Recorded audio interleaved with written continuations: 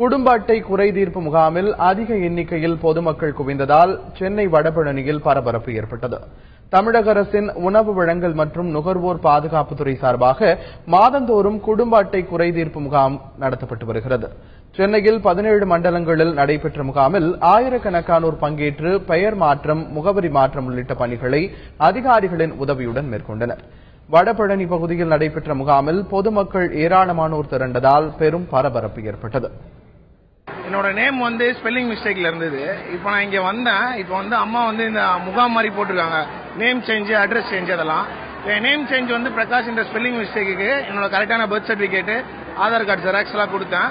அதுபடி இப்போ உடனே கியூல நின்று நான் சீக்கிரமா முடிஞ்சிச்சு. எல்லா இடத்துலயும் போயிட்டு அங்க இங்கன்னு அலைஞ்சி சுத்துறதுக்கு இந்த மாதிரி ஒரு நாள் முகாம் போடும்போது ஈஸியா ஒரே நாள்ல என்னோட ப்ராப்ளம் சார்ட் அவுட் ஆயிடுச்சு. சிவில் சப்ளை கார்பரேஷனுக்கு சென்று அலைக்கழிக்கிறார்கள் கூடாது என்ற ஒரு நல்லெண்ணத்தில் மாண்புமிகு அம்மா அவர்கள் அந்தந்த வட்டத்தில் முகாமிலை நடத்தி பொதுமக்கள் பயனடைய முடியும், மக்களுடைய பலன் நேரடியாக அவர்களுக்கு சென்றடையும் வகையில் இந்த முகாமை நடத்துகிறார்கள். ஆகவே அம்மா இருக்க வரையும் இந்த திட்டம் நடைபெறும் என்று கூறுகிறேன்.